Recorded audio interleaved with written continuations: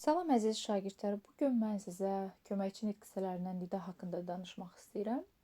Nida Azərbaycan dilində hər hansısa bir məfhumu bildirmir. Çünki nida sadəcə subyektiv olaraq insanın daxili hisslərini, daxili aləmini, emosiyalarını ifadə edir. Yəni hər hansısa bir məfhum yoxdur burada. Sadəcə olaraq müxtəlif hisslər və duyğular var ki, həmin bu duyğular da nidaların müxtəlif məna növlərini formalaşdırır. Və nidalar yamsılamalara, təqlidi sözlərə bənzəyir, amma bunlar fərqlidirlər. Məsələn, nidalar insanın çıxardığı səslər olduğu halda, yamsılamalar təbiət səsləridir, heyvanların, bitkilərin, əşyaların səsləridir. Məsələn, tık səsi, sonra zingildəmək, məsələn, zing səsi, tısıldamaq, tıs deyə səslər hamısı yamsılamalardır və ikinci fərqi də odur ki, nidalardan sözlər yaratmaq olmur, amma yamsılamalardan sözlər ıldı şəkilçisi vasitəsilə formalaşdırmaq, ıltı şəkilçisi ilə formalaşdırmaq olar. Yamsılamalarda isə, nidalarda isə belə bir şey var ki, bir dənə uf sözündən nələrsə düzəltmək olur, ufultu, ufuldamaq və s. Qalan nidalar köməkçi nitq hissəsi olduğu üçün bilirik ki, köməkçi nitq hissələri söz yaradıcılığında iştirak etmir. İstisnalar var təbii ki, uf da istisnalardan biridir. Deməli, nidaların müxtəlif məna növləri var və təbii ki, bu məna növlərini biz şərti olaraq bölürük. Cümlədən asılı olaraq, cümlədə işlənmə yerindən asılı olaraq nidaların da məna növləri dəyişə bilər. Məsələn, elə nidalar var ki, yerinə görə sevinç bildirə bilər, cümlədəki yerinə görə. Cümlədəki yerinə görə kədər də bildirə bilər. Gəlin indi bir-bir həmin nidaların məna növlərinə baxaq. Tutaq ki, emosional nidalar. Bunlar bu qrupa daxil olan nidalar daha çox bir saytdan ibarət olur və bu nidaların iki tərəfi var. Müsbət nidalar, yəni müsbət emosional nidalar və mənfi emosional nidalar. Eləsi də var ki, bayaq dediyim məsələ, yəni yerindən asılı olaraq həm müsbət, həm də mənfi auranı bildirə bilər. Tutaq ki, burada qeyd olunub urra, alqış, elə bil ki, yəni sevinç mənasını ifadə edir burada və tutaq ki, tufu nifrət hissi bildirir. Tü, fu, fuş, iyrənmə, narazılıq mənası. Məsələn, fu iyrənəndə deyirik, bu da nidadır, yəni hissləri bildirir, emosiyalara bildirir. Eyni zamanda vavela çox az işlənsə belə yenə də dilimizdə belə bir ifadə var. Bunlar tutaq ki, məsələn, mənfini bildirirdilər. Amma eləsə var ki, o nidası tutaq ki, bəzən o təəccüblənirik, sevinç bildirəndə də tutaq ki, o deyə bilirik və yaxud ağrı, narahatlıq ifadə etdikdə insanın hansısa bir bədən nahiyəsi ağrıyanda başlayır o deyə sızıldamağa. Yəni belə müxtəlif məqamlarda müxtəlif hissləri bildirdiyi üçün məna baxımından da dəyişə bilir. Əmr və müraciət bildirən nidalar, yəni çağırış nidaları da deyə bilərik buna. Çağırış nidalarından bir dənə biz daha çox ey nidasına diqqət eləyəcəyik. Çünki ey nidası bəzən xitablarla bir yerdə işlənir, bəzən tək işlənir və vergül məsələsi biraz onda fərqlidir. Əmr və müraciət bildirən nidaların əksəriyyəti xitablarla bir yerdə işlənə bilirlər. Və onda təbii ki, vergüllə, xüsusi intonasiya ilə necə ayrılacaqlar? Orada xitabın vergülü yerində qalacaq, amma sırf nidalardan sonra hər hansı bir duru işarəsi qoyulmayacaq. Məsələn, a qızım, bir mənə baxsana deyə bir cümlə qursaq, a qızım, bir məni eşitsənə. Baxın, burada tutaq ki, mənə bax, qısa yazaq. Baxın, burada a-dan sonra vergül qoymadım Yer gəlmişkən A nidasına da diqqət eləyək əziz şagirdlər. Çünki A nidası sözə bəzən bitişik yazıla bilər. Xitabdan qabaq gəldikdə ayrı yazılır. Xitabdan sonra gəldikdə isə bitişik yazılır. Bu daha çox klassik ədəbiyyatda rast gəlirik biz buna. Sabirin, Seyid Əzim Şirvaninin əsərlərində Seyyida aləmdə səsim var mənim. Məsələn, orada Seyyid A nidadır. Seyyid düzdür, xitabdır, amma A nidadır. Sadəcə xitaba bitişik yazılıb. İndi onu da nidaların yazılışında göstərəcəm. Nidaların mənaları özlüyündə rəngarəngdir. Bunu bayaq da dedim, yenə də deyirəm. Yəni bir nidanı tutaq ki, ah nidasını hər zaman məsələn kədərə bildirmək olmaz. Yəni yerindən asılı olaraq onun məna baxımından dəyişikliyi də mümkündür. Və xitabla işləmə məsələsini indi deyim sizə bu çağırış nidalarında. Deməli, ey nidası ilə bağlı əziz şagirdlər. Bəzən ey nidası xitabla bir yerdə işlənir və orada sadəcə tutaq ki, xitabdan sonra vergül qoyulur. Məsələn, ey Füzuli, sən öz dərdindən xəbərdarsanmı? Ey Füzuli, vergül, sən öz dərdindən xəbərdarsanmı? Bunu yazıram burada. Ey nidasının işlənmə məqamlarını. Ey Füzuli,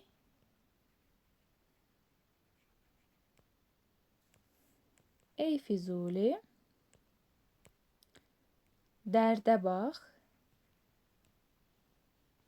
Baxın, burada eydən sonra vergül qoymadım. Amma bəzən ola bilər ki, eyi də təklikdə, yəni vergülla işlədə bilərəm. Xitabla işlətdikdə ey fasilə, Füzuli dərdə bax. Sizə sual düşsə ki, hansı çağırış nidası həm xitabla bir yerdə işləndikdə vergüllü ola bilər, həm də vergülsüz ola bilər? Bunu belə soruşanda mütləq ey nidasını götürürük əziz şagirdlər. Çünki ey nidası tək vergüllə də işlənə bilir, xitabla bir yerdə də vergüllə işlənə bilir. Yəni xitabı özünə aid elə belə deyək də, xitabın yanında gəlir, bir-birinə aid olurlar və nəticədə də sadəcə xitabdan sonra vergül qoyulur. Deməli belə. Bu da oldu ey nidası ilə bağlı məsələ. Və nidaların bəzən xahiş bildirdiyini, acıma, yazıqlıq bildirdiyini, məsləhət bildirdiyini, nifrət, ikrah hissi bildirdiyini, danlama, qınama kimi, eyni zamanda tərif, istehza bildirdiyini də görmək olar. Mətndən asılı olaraq bu dəyişəcək. Əziz şagirdlər, xitabsız işlənən nidalar cümləyə hiss, həyəcan, qorxu, kədər, ağrı, təlaş, təəccüb, təəssüf və sair mənalarını gətirir. Yəni çağırış nidası olmayan nidalar deyək.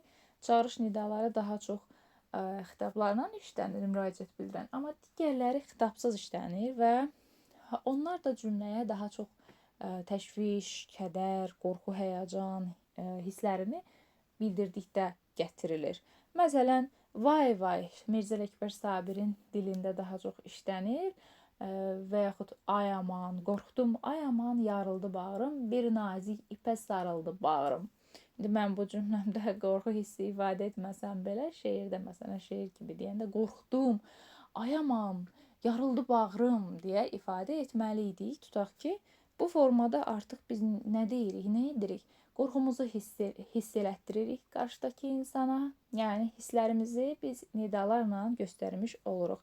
Onu da deyim ki, əziz şagirdlər, nida cümləsi keçəcəksiniz qarşıda.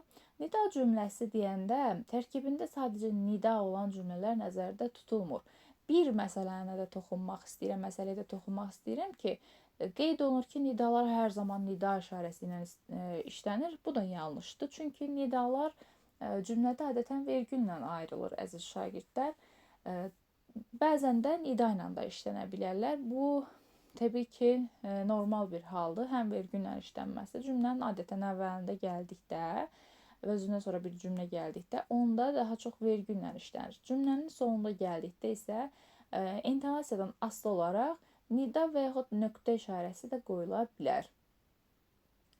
Yəni hər zaman nida işarəsi ilə işlənir fikri yanlışdır və eyni zamanda nidalarsız nida cümləsi olmaz fikri də yanlışdır. Yəni elə nida cümlələri var ki, orada köməkçi nitq hissəsi olan nidalardan istifadə olunmur.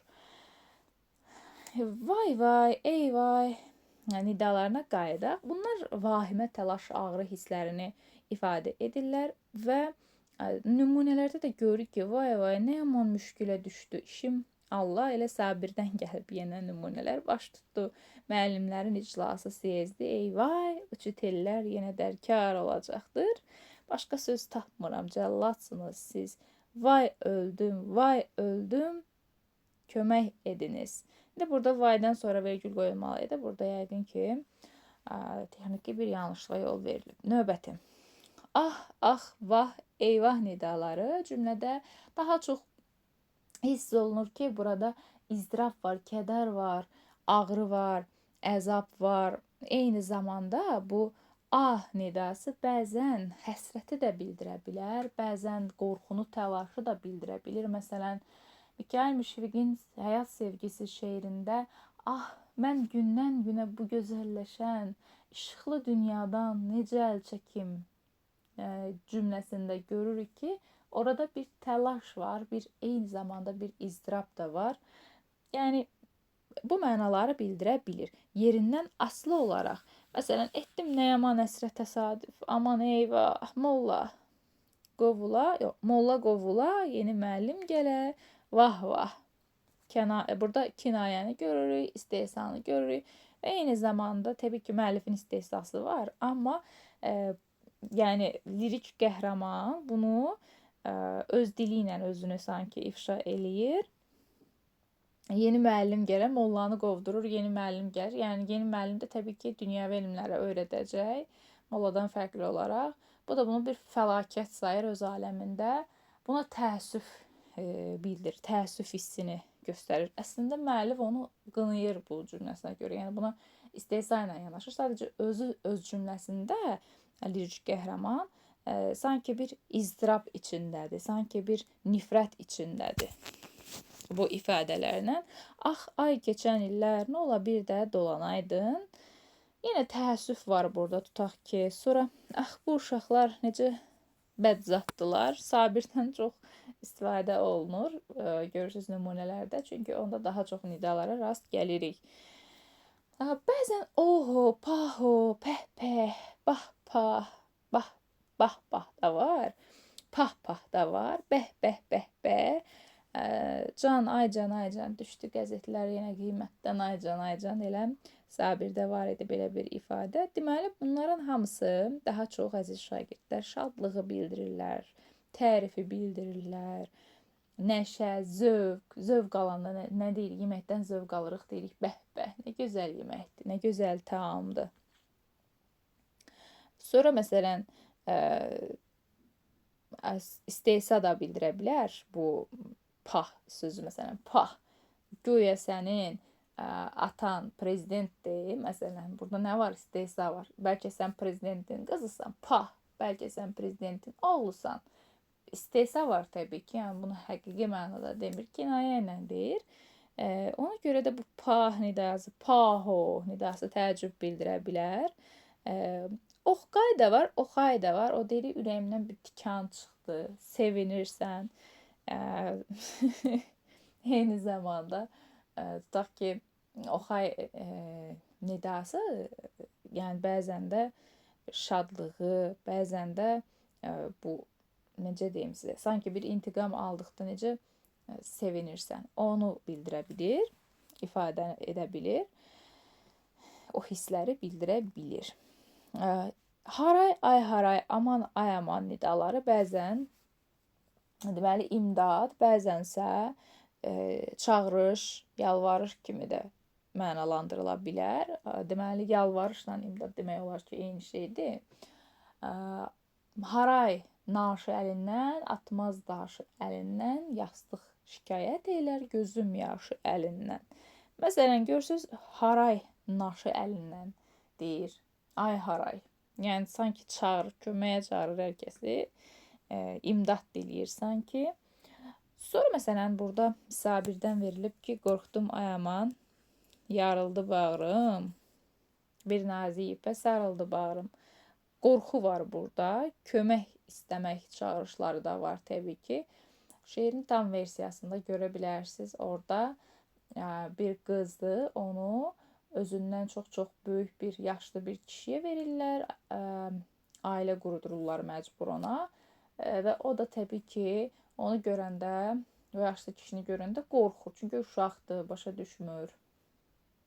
Və həqiqətən də burada sanki bir imdad diləyir öz dili ilə. Yəni o hissləri ifadə edə bilib. Sonra məsələn burada bunları mürəkkəb nidalar, ay amanı, ay harayı mürəkkəb nidalar hesab etmək olar. İndi mürəkkəb nidalara da gəlirəm. Növbəti məsələ bye bye. O ingilislərə bir dənə wow ifadəsi var ki, onun qarşılığı bizdə tutaq ki, bıydı. Yəni təəccüb.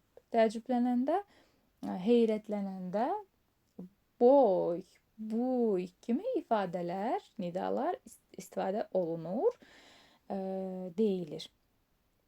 Bunlar da bizim nidalarımızdır. Nidaları isə daha çox etiraz eləyirsən, təsəlli, kədər, təəssüf bildirdikdə bu nidalardan istifadə olunur. Məsələn, bu dünyada vəfasızdır. Məsələn, belə bir ifadə verilib. Cəhənnəmə itib. Yəni, itir cəhənnəmə itsin mənasında işlənir bu da. Baxın, nidası etiraz mənasında daha çox işlənir, əziz şagirdlər. Deməli, bundan başqa nidaların daha çox belə növləri var. Sadəcə olaraq yerindən asılı olaraq biz onu müəyyənləşdirə bilərik. Quruluşuna görə də təbii ki, sadə və mürəkkəb olacaq. Bilirik ki, köməkçilik hissələrini düzəltməsi yoxdur. Bir hecalı olanlar sadədirlər, amma tutaq ki, bu bir hecalıların olsun və yaxud da deyək ki, müxtəlif sözlərin birləşməsindən yarananlar isə, müxtəlif nidaların birləşməsindən yarananlar quruluşca olacaq mürəkkəblər. Məsələn, mürəkkəblərə nümunə olaraq pahu ay ifadəsi var burada. Eyni zamanda ay aman, hay hay. Sonra pahu ay var burada. Ey vay var. Ay hay var. Amma aha, oho kimi nidalar sadədir quruluşca. Hay hayın görürsüz tərkibində 2 söz var. Eyni zamanda ha nifrəti bildirdikdə, sonra yenə var idi. Qorxdum ay aman burada yoxdur, amma o da var. Eyvah var məsələn, ay hay var. Ay hay 2 dəfə yazılıb nümunə olaraq. Yəni bunların hamısı şagirdlər mürəkkəb nidalar hesab oluna bilər. Əlavə qeydlərimi demək istəyirəm müəssisə nida ilə bağlı. Sözdən əsasən ayrı yazılır. Bir dənə dediyim kimi, məsələn, Seyyida, aləmdə səsim var mənim ifadəsində. Seyyida, aləmdə səsim var mənim. Burada da qeyd olunub. Seyyida. Burada görürük ki, Seyyid xitabdırsa, ona birləşmiş nidadır. Amma əsasən sözdən təbii ki, ayrı yazılmalıdır. Bir dənə bu hal bitişik yazılır. Cümlə gəlmişdi burada. Deməli, nida cümlənin əvvəlində gəldikdə, ondan sonra vergül və ya nida qoyulacaq. Təbii ki, cümlənin ümumiyyətlə intonasiyasından asılı olaraq belə ola bilər. Cümlənin ortasına gəldikdə hər iki tərəfindən vergül qoyulmalıdır və cümlənin sonunda gəldikdə ondan qabaq vergül qoyulmalıdır. Məsələn, bəzən yazırlar, uşaqlar və yaxud şagirdlər, müəllimlər, digər sosial şəbəkə istifadəçiləri sosial şəbəkələrdə nəsə etiraz eləyəndə nə danışırsan, formasında yazırlar, amma orada ehdən qabaq heç bir işarə qoymurlar. Təbii ki, bu nidadır və vergül işarəsi mütləq qoyulmalıdır. Yəni, modal sözlər kimi vergüllə, fasilə ilə ayrılır. Deməli, çağırış nidaları isə xitabla bir yerdə işləndiyi üçün vergülsüz işlənəcək. Bir dənə eyni iddiasını mən dediyim kimi, yəni vergüllə ola da bilər, olmaya da bilər. Orada da intonasiyadan asılı olaraq dəyişə bilər. Qeyd eləmişəm sonda A nidasını da dedim. Bugünlük bu qədər əziz şagirdlər. Suallarınız olarsa şərh bölməsində yazarsınız.